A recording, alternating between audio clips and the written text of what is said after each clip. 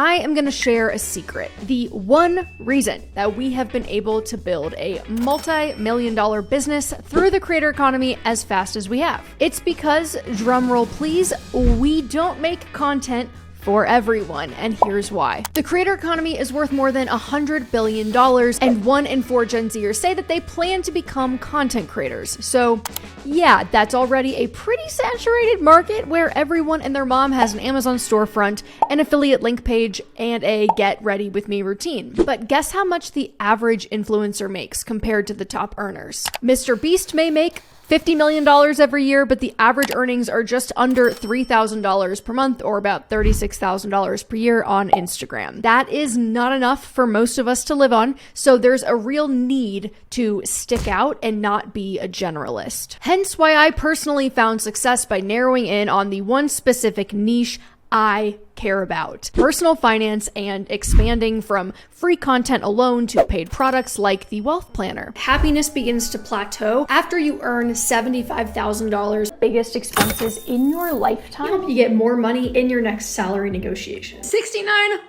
All right, I am sure I've got a loophole somewhere in here. And in 2023, Money with Katie is on track for its first multi-million-dollar year, and I think that that's proof that it just might work. Now, maybe you don't care about money and you're excited about something else, like fitness or home decor, cooking, the list really goes on. So I'm also going to share 3 other creators in different industries who are generating some serious revenue without the audience size of a Charli D'Amelio as some additional inspiration.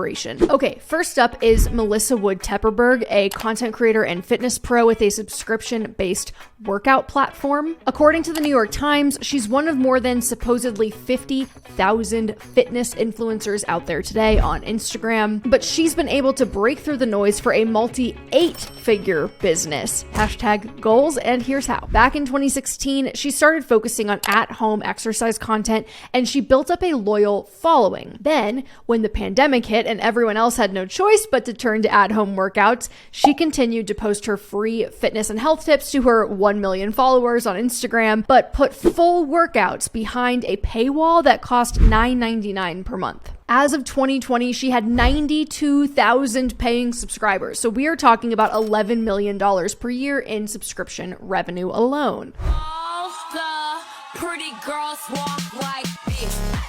I've really become a creature of habit. I believe that habits really shape your entire day. They either serve you or most definitely do not. So what's the takeaway here? She leveraged years of influence and engagement in her vertical. Fitness you could do anywhere, anytime. And then she spun that into digital services and products. She built a business plan and was able to successfully convert those super fans into paying customers. Now, the second superstar I want to talk about is Tabitha Brown, a vegan influencer and actress. What I'd like to highlight about Tabitha is how curating a niche audience makes finding sponsors and advertisers so much easier. Tabitha first went viral on Facebook for reviewing a vegan sandwich at Whole Foods back in 2017 while she was working as an Uber driver. Since then, despite not being an expert or a chef, she has become well known for her social media content on Instagram and TikTok specifically, where she shares, you guessed it, vegan recipes and perspectives on living a vegan lifestyle.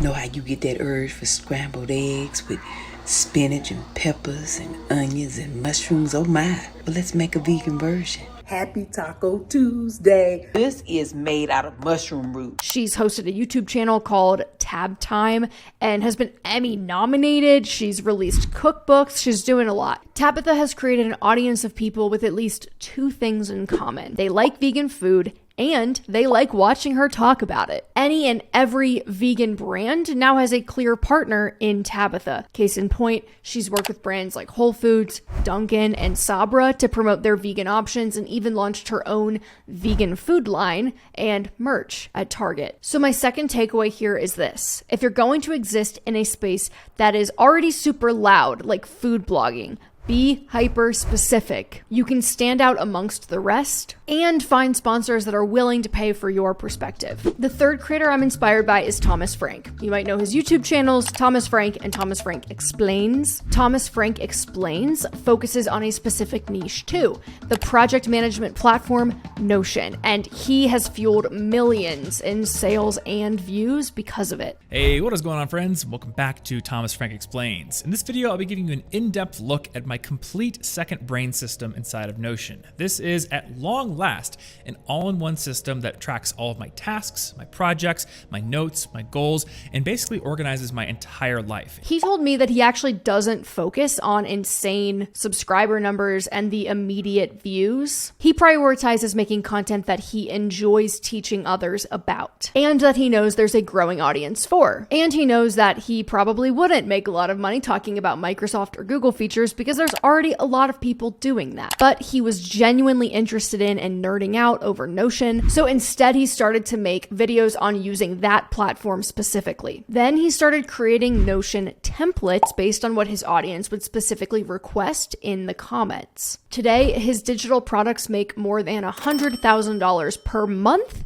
because he's already the ultimate niche channel for learning Notion. The ability to be able to hear exactly what people want and to build it out, that's something that can only really come from a niche creator. So that is my third and final takeaway. If you're unfamiliar with Thomas, we actually interviewed him on the Money with Katie Show podcast this week, so you can hear all the juicy details about his business model at the link in the description, but here's a little preview for you. There's just a whole lot of misinformation out there. There's a whole lot of information imbalance out of there.